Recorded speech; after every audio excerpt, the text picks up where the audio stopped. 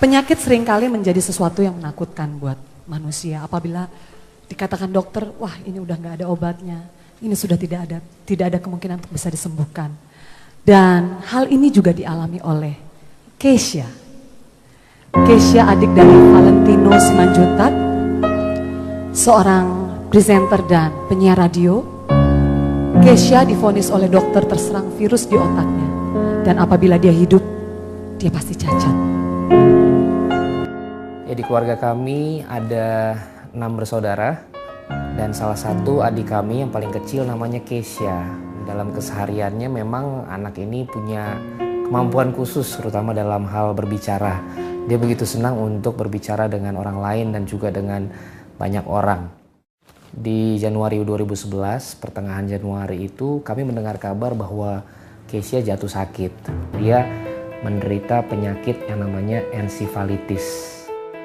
Yang dikarenakan virus yang menyerang otak, yang membuat syaraf-syaraf yang ada itu ikut dimatikan oleh virus tersebut.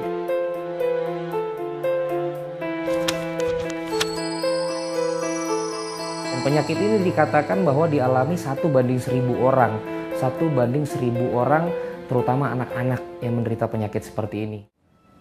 Ya, pada saat kami melihat adik kami di ICU, jelas hati kami hancur. Kami coba ngobrol, kami coba gerakan tangannya, sama sekali tidak ada respon. Dia cuma bisa pegang tangan saya sangat sedikit sekali gitu. Jadi kami hanya bisa membisikkan apa kata-kata yang dari kami bisa katakan. Di hari itu dia masih bisa nangis-nangis, dia masih bisa menjerit-jerit karena sakit, gitu kan. Dia pindah ke ruang ICU, intensive care ketika itu, dan akhirnya juga pindah ke ruang rawat inap. Sampai di ruang rawat, yang terjadi dia yang tadinya ada respon sedikit, sekarang sama sekali tidak ada respons. Dia bisa bergerak, dia tidak bisa berbicara, kita hanya bisa berkomunikasi dengan kedipan matanya. Pada saat itu sudah sama sekali tidak berdaya, paling maksimal dia cuma bisa sedikit menangis dan menguap. Itu pun kelihatannya di bawah kesadarannya. Adik sayang, senyum sayang, adik Keisha, ini abang.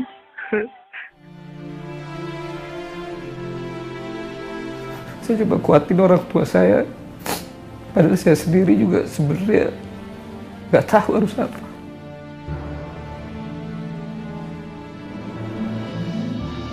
Kami baru ketemu di tahun baru, dia masih kasih nasihat karena dia suka ngomong.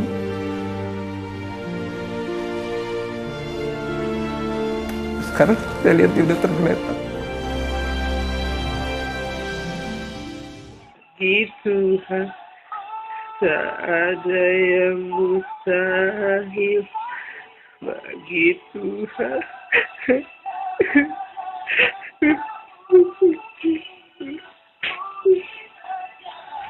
Ya, kata-kata yang ada dalam lagu tersebut benar-benar menguatkan saya bahwa mujizatnya disediakan bagi Keisha. Saya katakan seperti itu. Keisha diangkat dan dipulihkan. Dia cuma bisa melihat mata saya. Dan ada momen pada saat saya nyanyikan lagu itu, dia menguap seperti meresponi lagu tersebut. Tapi Tuhan luar biasa, dia mulai pulihkan hari demi hari. Halo saudara-saudaraku, sekarang saya bersama Keisha di hari Rabu. Tangannya gimana tangannya? Kalau abang pergi deh kalau tangannya naik, ayo. Naikin tangannya. Tuh, lihat tuh teman-teman, udah naik ya. Yang tadinya tangan, mulut, kaki tidak bisa bergerak, dimulai dengan tangan kanannya yang bisa naik, tangan kirinya bisa bergerak. Setiap hari mulai lagi, mulutnya mulai terbuka, kemudian juga tangan kirinya mulai, kaki kanannya mulai, dan semuanya mulai berjalan normal. Kami melihat hal yang luar biasa sekali terjadi akhirnya bagi Keisha. Kami dengar dari kesaksian suster di sana yang sudah 15 tahun bilang bahwa baru kali ini ada yang penyakit seperti ini dalam 2 minggu, jelang 3 minggu sudah bisa pulih total seperti ini, Pak. Jadi ini mujizat yang saya juga lihat.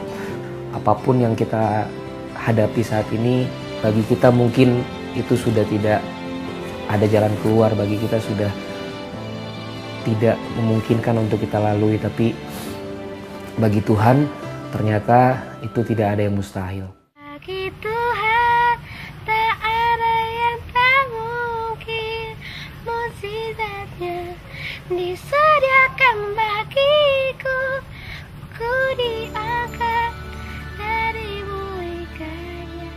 Kesya malam ini bersama-sama dengan kita. Tuhan Yesus ajaib Kesya, amin.